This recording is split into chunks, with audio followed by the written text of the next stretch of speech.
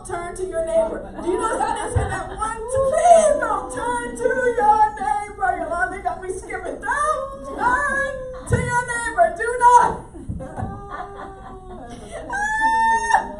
Do not turn to your neighbor. Why?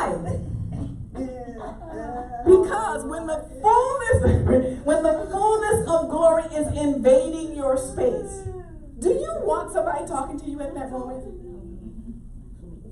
Huh? And the stupid stuff that they tell them to say. Tell your neighbor that you're gonna overcome. Tell your neighbor something stupid. Something like something that you already know because it's in the Word. Tell your neighbor I'm more than a conqueror. I know. Don't tell me that. Don't tell me what I already know. So in glory, there's like a neighbor protocol. I know that there's a neighbor protocol. Glory vessels are made into an accurate reflection, which you know, right? Which means, look it, a glory vessel is going to come in speaking. Okay, what did I do when I showed up? I wanted to hug everybody. I wanted to touch everybody. I wanted to talk to everybody. I did not walk past to make a grand poobah entrance. And even if this were a big place, I've never done it. My husband can test. Even when I have been invited places, I remember when people would invite me to speak and they'd go, like, they go, oh, and direct me to the back room. I said, I don't want to go back there. I knew V-Bob bullshit, babe. First of all y'all unclean, unholy. I don't want to be in the room with y'all.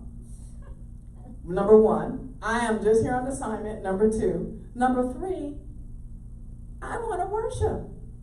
I don't want to sit back here with your big belly hanging over the thing and you just talking. I want to be in worship. So that's how glory vessels are. So they don't need, the reason why you turn to your neighbor is because you walked all across the top of everybody when you got in. You stepped all over everybody, you sat down. You ain't say hi to nobody. That's why they go turn to your neighbor.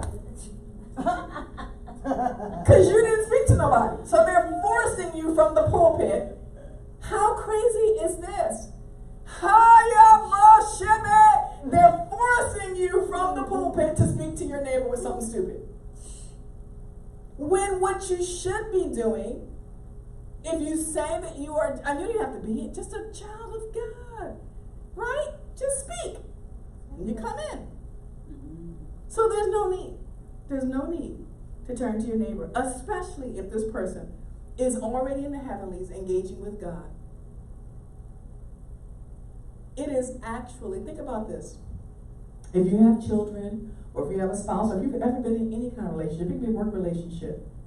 I don't know about you, but I don't like people who don't listen well, like they cut you off every other sentence, you can barely get a word out of your mouth. I do that sometimes when I'm excited, but for the most part, I'm a good listener, right? So if we don't like that, God's talking to my neighbor, but the person from the pulpit is telling me to talk to my neighbor.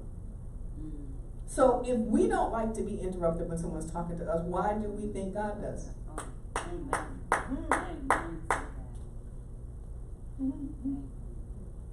It's egregious. It's an offense to God to interrupt the king. My friend, it is offensive to interrupt the king. It's an interruption to heavenly communication. It's rude. And we know that 1 Corinthians 13 tells us that love is not rude.